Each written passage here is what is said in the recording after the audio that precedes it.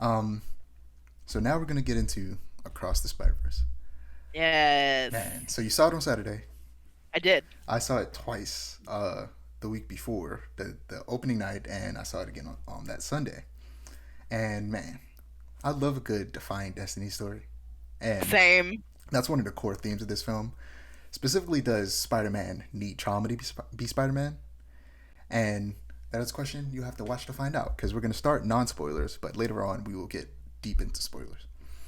So speaking of trauma, Gwen is basically the co-protagonist of this film. With I feel like it spends almost as much time following Gwen as it does Miles, and we Definitely. learn a lot about Gwen's life back in her home dimension, and how her experience in Miles' universe has affected her. Um, but one of the main villains of this movie is the Spot, and he's a Mm, fun character.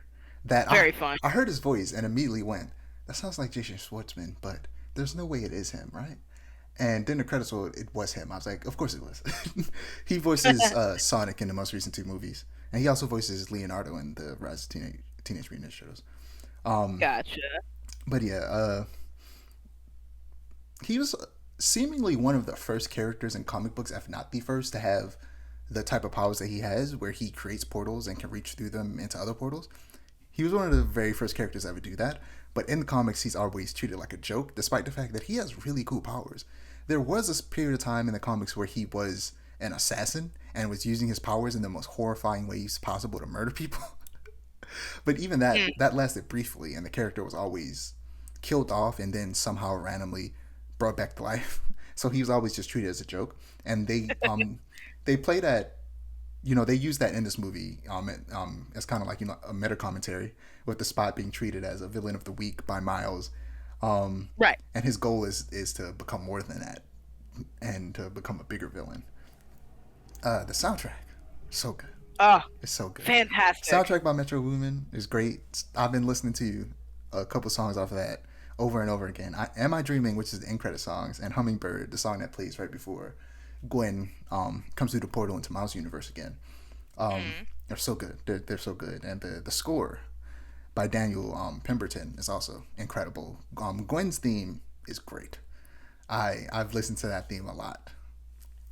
And he managed to make another menacing theme with a Spider-Man 2099's theme, just like Excuse me. Prowler's theme was very menacing in the first one. Right. But yeah, but going back to Gwen, um, hiding your secret identity from your family is like a classic superhero trope, and Mm. some would argue that it's a bad one. And oftentimes, a hero telling their family their secret will do more good than harm. But in this Yeah. movie, they actually give you a good reason why Miles shouldn't tell his parents Right. by showing you early on what happens when you tell your parents your secret identity. That way, when it comes to Miles doing it, um, they actually have a reason for him to be more hesitant rather than in most stuff. It's just like, I have to do it because that's how it's always done, rather than giving them an actual solid, concrete reason. Right. And then eventually they tell the people anyway, and they get over it real fast. Yeah, and it's like, what even was the point? So yeah, I like that they're actually playing with that trope a little bit. Um, Same, same. but before we get into spoilers, the last thing I'll mention is one of the biggest, arguably the whole point of the film, the biggest theme is Miles Spider-Man. And the movie Mm. spends a lot of time tackling that meta question of is Miles Spider-Man, because as we all know, some very loud and obnoxious, racist and conservative people online don't think that Mm. Miles is Spider-Man, and the movie references that in a very clever way. And it's definitely not a spoiler to say that the answer is yes, of course, Miles is Spider-Man. Right. But you have to watch it to find out exactly how they tackle that entire situation.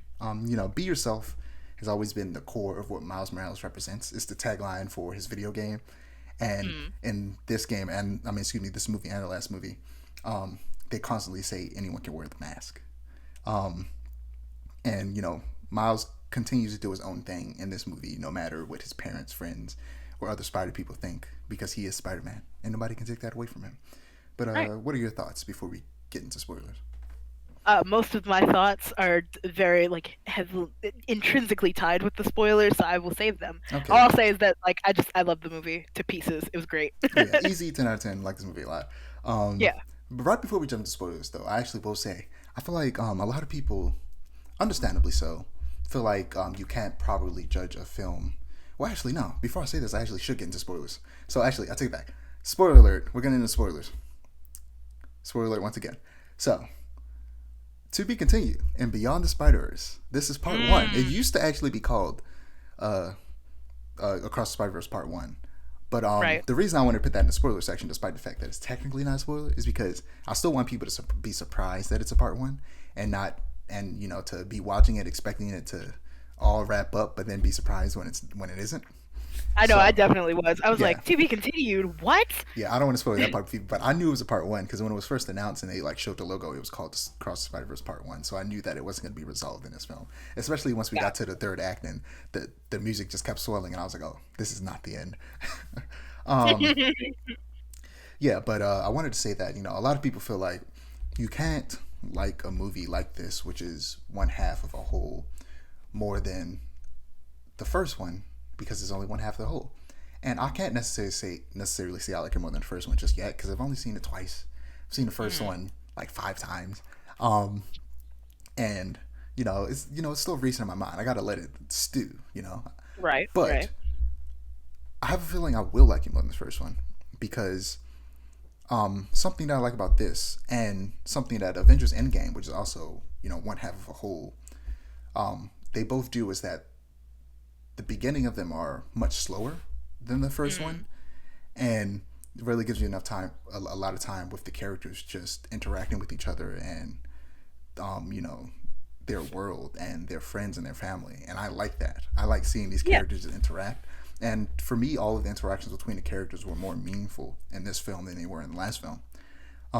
As well as, just as, even though it was unresolved, the the final act, when well, I guess you could argue it wasn't unresolved because at the end Miles still did accomplish something. He did fight back. He did, even though it wasn't his actual mom, tell his mom he was Spider-Man.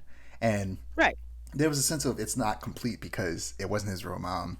The fight isn't over, but there was still a sense of significant progress was made. Yeah. So that still makes it a complete film to me, and I feel like it is completely fine for you to like a movie like this without having seen the second part and still like it more than the first. Right. And I feel the same way about Endgame. I like Endgame more than Infinity War, even though a lot of people's argument of why Infinity War is better is because it's more of a complete film. You can watch it by itself, whereas Endgame requires you having seen Infinity War to really make it work. And I'm like, I don't care. I like Endgame more than Infinity War. It doesn't matter. Um, but yeah, the romance between Gwen and Miles is definitely one of my favorite parts of the movie. Um, Mm. this is one scene that I saw someone post a gif of, that I noticed it a little bit the first time. I noticed it the second time I watched it, but seeing this gif uh, helped me notice it more. Is when Miles goes to start talking to Spider Bite and they start flirting a little bit. Gwen, like was it Hobie, points to Miles and looks at Gwen, and then Gwen turns and notices him flirting with her, shoots a web at him, and then yanks that man to, to follow her. And I was like, damn, she was hella jealous. She yanked that man so hard. She was No, for mad. real. It was hilarious. Um, but yeah, a very nitpicky problem a lot of people have with the narrative is that most of the Spider-Men wouldn't let innocents die if they knew they could stop it. Mm. Um, and that's fair. That's true. But I feel like Yeah. for I go ahead. Oh, go ahead.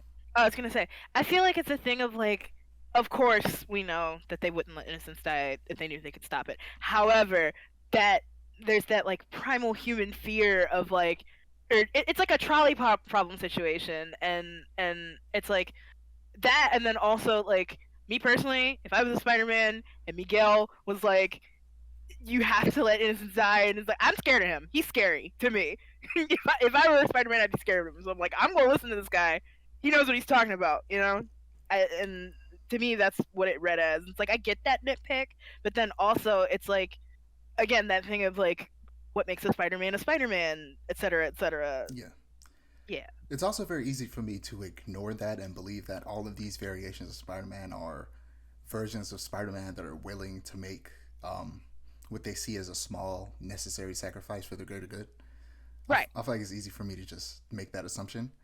Um, and it's understandable. It's an understandable, story decision to make for the sake of keeping the conflict compelling.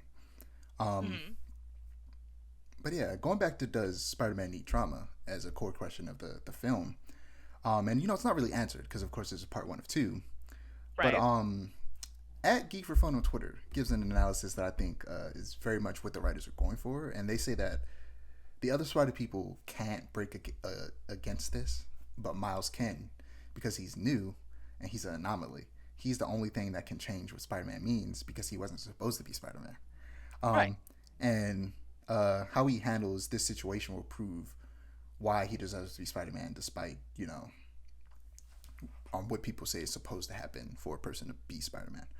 Right. Um, and yeah, in an interview for this film with the directors, Jaquim DeSantos, Kent Powers, and Justin Thomas, the interview asked him, was any degree of the story meant to be a commentary on the fans who don't see Miles as Spider-Man? And they all immediately say yes, of course, in unison. And then Justin Thomas mentions how toxic some fans' ideas of canon, rules, and restricting who gets to be Spider-Man is. And to quote him specifically, he says, if Spider-Man is a character that's owned by the entire world, then the entire world should be represented in that character. Exactly. And yeah, I think that, like I mentioned before, the reason I say this is probably the most important theme of the film is because the idea is that Miles is going to break against what they think is meant to be canon to make Spider-Man Spider-Man, and this is to prove to the people in real life who don't think he should be Spider-Man why he is Spider-Man, and also story-wise to show everybody else why he's Spider-Man and why to be Spider-Man doesn't necessarily mean what they think it does, Right. because anyone can wear the mask in any situation, and they don't all have to have had the exact same life experience to be that character. Not just like you don't necessarily have to, like, everybody relates to Peter Parker, even though he's a white guy. No matter what race you Right. are, you're gonna relate to him, and you could say the same thing for Miles. You could say the same thing for Gwen. You could say the same thing for any version of Spider-Man, because a Exactly. lot of what they go through is universal, even if it is different and sometimes very specific to their culture. Right. And Miles um, represents that for the Spider people. And to finish this thought, I think that Miguel is projecting his insecurities heavily onto Miles, not only in the way that the obvious one where he destroyed the universe by trying to change things, and he's afraid that Miles might do the same, but also because I don't know if you noticed, he injects himself with something right before Miles meets him, I hinting did notice. hinting at him also not being a traditional Spider-Man, and hinting at the fact that he might be a person who's not supposed to be Spider-Man, and he's Mm. projecting his feelings about not supposed to be Spider-Man onto Miles, which I think would be cool if that is a thing that they're going That'd be for very neat, in the and I next hope movie. that's what they're going for because, like, as of right now, I don't. I forgot what I was gonna say, so never mind. But I really do hope that that's what they're going for because I feel like that would be a neat angle to take with Miguel's character. Yeah, Miguel's a fun character in this. Very fun. Now that man has problems in the comics. There's this one scene where there's this villain who's like, "If you let me kill this person, uh, I'll leave you alone." He's like, and he thinks about it for a second, goes, "Okay," and Miguel's just like, "Sure, all right, that sounds fair." And I'm pretty sure he doesn't actually let it happen, but it's just hilarious. That My is crazy. Yeah, Miguel he's wild in the comics too, but Mm. so there was a really big Easter egg. It's not an Easter egg. It was just a straight up cameo of Donald Glover as the Prowler. Right. And for those who don't understand the significance of this, Donald Glover wore a Spider-Man T-shirt in one of the openings for Community, and ever since then, fan casting for him as Spider-Man ran rampant. Which actually partially is responsible for the creation of Miles Morales, Hmm. by Brian Michael Bendis and I believe Amy Pascal. And him being the first person, he was also the first person to voice Miles in animation in Oh. I think the Ultimate Spider-Man cartoon on Disney XD. Oh wow. And lastly, he plays Miles' uncle, Aaron Davis, in Spider-Man: Homecoming. And Oh. this version of Prowler he's playing is supposedly supposed to be that version of Aaron Davis that he plays in Spider-Man: Homecoming in the MCU that somehow got displaced into a different universe and got captured by this Spire Society. Right. Another MCU connection we get is we get a glimpse at the Sacred Timeline, which appears in Loki. When Miguel begins explaining things to Miles about the Spider Verse, we see this flowing blue branch before they show the webs, and that is literally exactly what the Sacred Timeline visual looks like in Loki. So Oh. I feel like look, this movie is doing a much better. Um, it's just doing much better overall of making connected multiverse than the MCU is doing by itself. But that's besides the point. Yeah. Speaking of the Prowler, Miles is sent to Earth that the spider bit him was from, Earth 42, where his Miles, the Miles of that universe, didn't become Spider-Man even though he was supposed to, and instead became Prowler. And his father died instead of his uncle. And quick aside, we get a glimpse of his shoes, and I think because with the films they've always released a pair of Jordans with the films. I think that the Jordans we see him wearing those purple ones, are probably gonna be the ones that they release next year with Beyond the Spider Probably. Verse. Also, I'm gonna send you pictures. I have the Across the Spider Verse Jordans. Ooh. It cost a lot, but it was so worth it. I still haven't worn them yet, but I'm gonna wear them probably Monday. No, Tuesday. Okay. I'm going to. I'm, but I'm gonna wear them. I'm gonna wear them eventually. But they look so nice. I'm gonna send you pictures. They look great. But yeah. I have a theory that this version of Miles might be a good guy, even though they're making it seem like he's a villain, and that Right. he took up the Prowler mantle to be a hero despite not having spider powers. Um, some stuff that we haven't talked about that we're probably about to get into a little bit.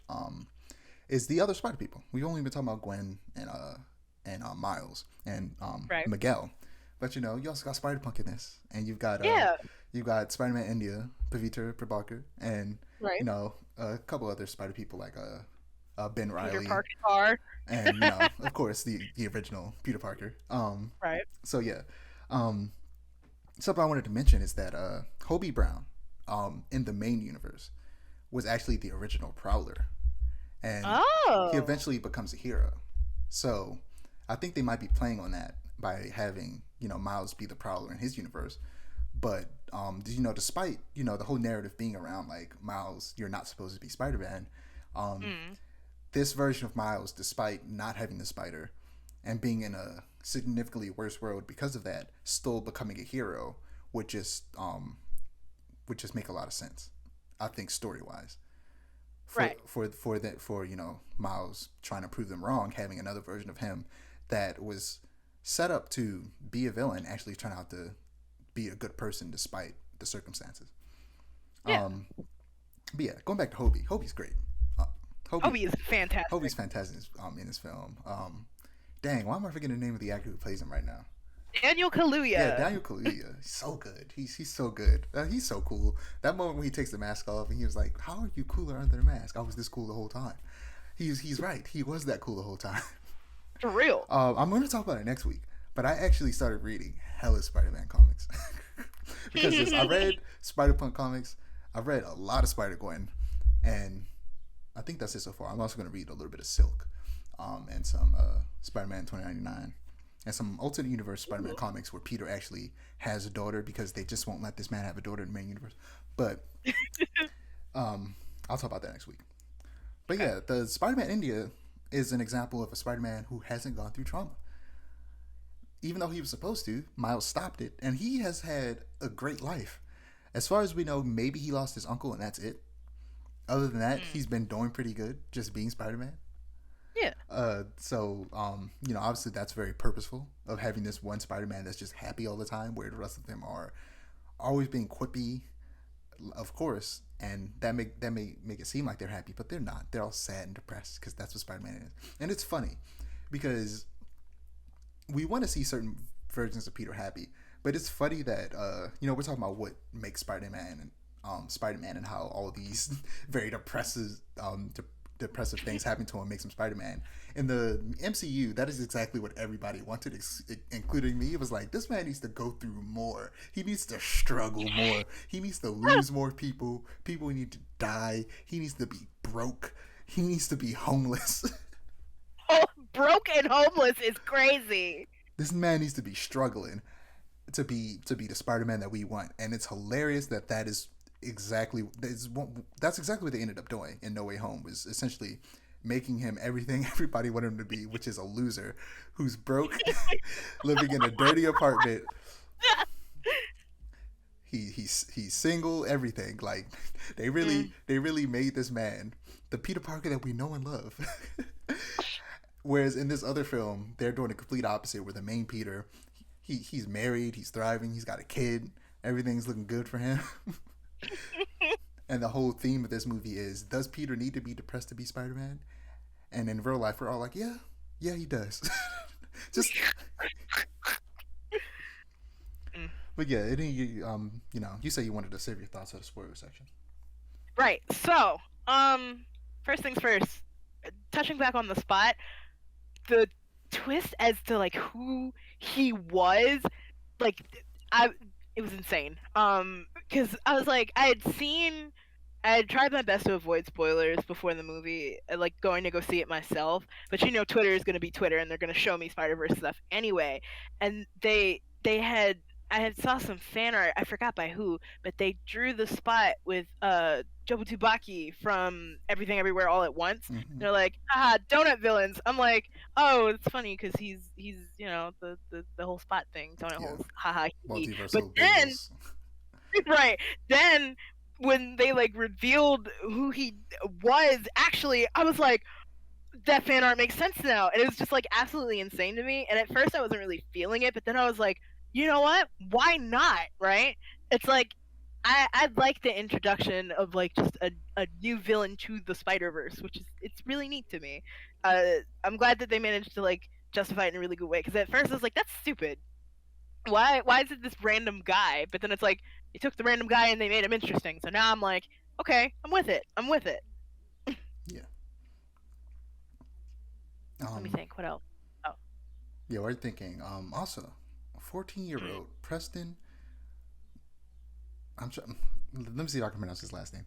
Mutanga created a shot-for-shot version of the trailer with animated Lego characters. Ooh. And then the producers asked him to work on the movie, and he animated the Lego section of Spider-Verse. A 14-year-old. That is so cool. And that part was hilarious. When he reports in the Miguel and he's like, thanks, Peter. You're one of our best. But yeah, that was animated by a 14-year-old. That man, that's crazy. If he even decides to go to college or needs to go to college, he's getting in to whatever art school he applies to. But even then, he probably won't even need to, as long as he's already building a portfolio just on his own. So college isn't even going to be necessary for him, depending on what he wants to do. So no, for real. Yeah, this kid's going places. Also, I love the implication that Lego Spider-Man, of all the Spider-Man in the Spider-Verse, is one of the best. It's so funny to me, because it's like, he's just a little guy. Yeah. He's just a little guy. It's insane. Also, Peter Parker had me like belly laughing in the theater. It wasn't that funny, but it was definitely very funny to me. Oh, the spider car. Mm-hmm. Yeah. When I first saw that it was alive, I was like, what? Why? And everybody keep making jokes about canon events. I was like, what was his canon event? Canon event? No, because for some of these Spider-Men, like for real, the dinosaur one during the chase scene, with Miles in Earth, whichever one, I forgot what it was. One of my friends leaned over to me and was like, his canon event was the Cambrian explosion, and I had to like hold in the amount of laughter that I had to hold in was insane.